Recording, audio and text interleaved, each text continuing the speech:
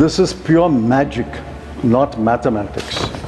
Are you seriously saying that 0.3% will boost the economy?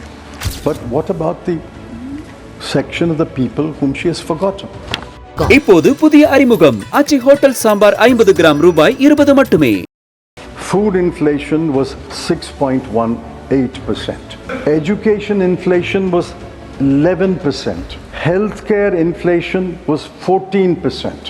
Household savings have fallen from 25.2% to 18.4%. Now, what has this budget done for the average Indian household in the bottom 50% and the bottom 25%?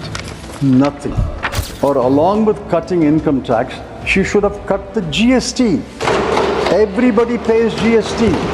The richest and the poorest pay in GST. Now I go to the finance minister's trump card. No pun intended, sir.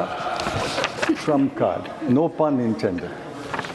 Income tax cut is the FM's main thrust of this debate, and she has given a number of interviews. The House should know that only 3.2 crore persons pay income tax, from the last figures available. The rest file returns, but they pay nil tax. She has raised the government has raised the threshold from 7 lakhs to 12 lakhs, and it applies to all taxpayers right up to the highest taxpayer. Now, I've looked at the CBTT statistics of taxpayers, the last available statistics. My rough calculation is about 80 to 85 lakh taxpayers will go out of the tax net from next year, and 2.5 crore will benefit.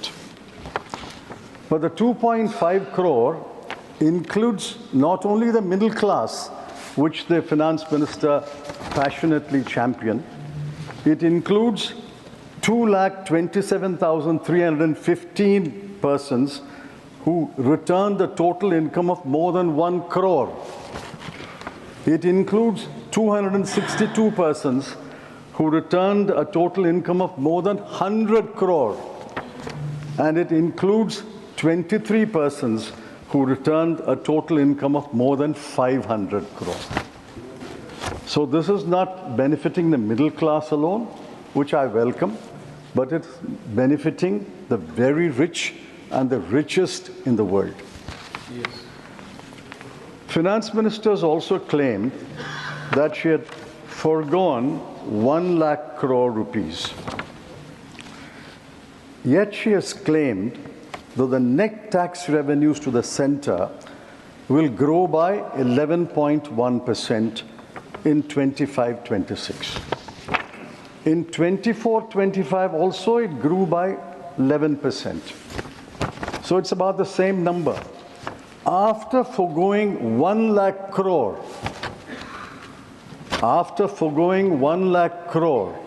in this budget, how does she claim that the net tax revenues to the center will grow by the same 11%?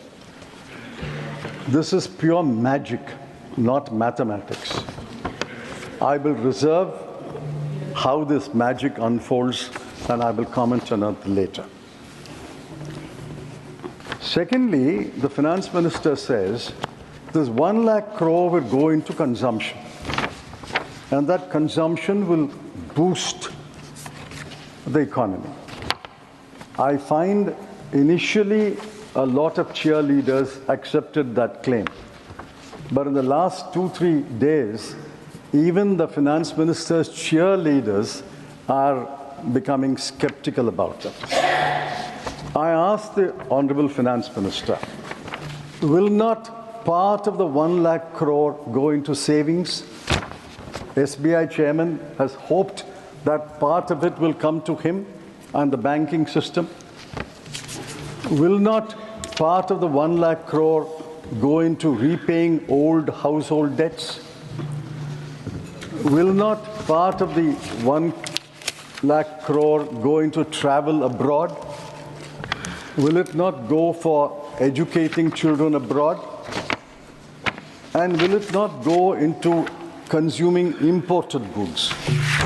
If you deduct all this, how does the Honorable Finance Minister claim that the entire 1 lakh crore will go into consuming domestic goods and services? It's only consumption of domestic goods and services will boost the GDP rate. And besides, what is 1 lakh crore when compared to the size of the GDP? The size of the GDP this year is 324 lakh crore. 1 lakh crore of 324 lakh crore is 0.3. Are you seriously saying, and are you asking this House to believe, that 0.3% will boost the economy? My humble advice to the Finance Minister is, don't rely on only one engine of growth, consumption. Look at other engines of growth, like exports, capital investment. Those other engines must be revved up. You can't rely upon one engine of growth. Most of this consumption will not go into consuming domestic goods and services. Now contrast what she has forgotten. She remembered the middle class, but I congratulate her for that. But what about the section of the people whom she has forgotten? Look at the plight of Indian households. I'm taking purely from government numbers. Between 2012 and 2024, in the 12-year period, food inflation was 6.18%. Education inflation was 11%. Healthcare inflation was 14%. These have crippled Indian households. Household savings have fallen from 25.2% to 18.4%. And household consumption saving in September survey in 2023 shows, and mark these numbers, average monthly per capita expenditure of a rural family is only 4,226.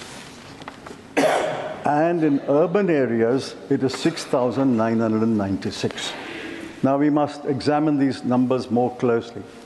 This is the average for the whole India, 4,662 and 6,996, average for the whole India. But the bottom 50% will be even less. And bottom 50% of the 50% will be even less.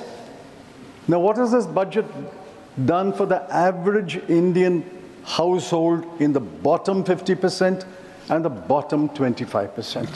Nothing. What relief has the Honorable Finance Minister given them? She could have done one of several things. I'm not saying she should have done all the 4 things that I'm mentioning. She could have done one of several things.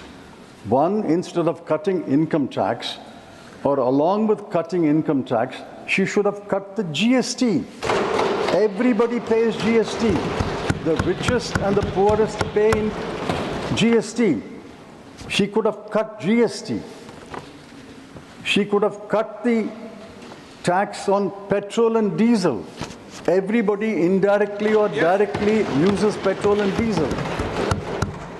She could have increased the Maganrega daily wage.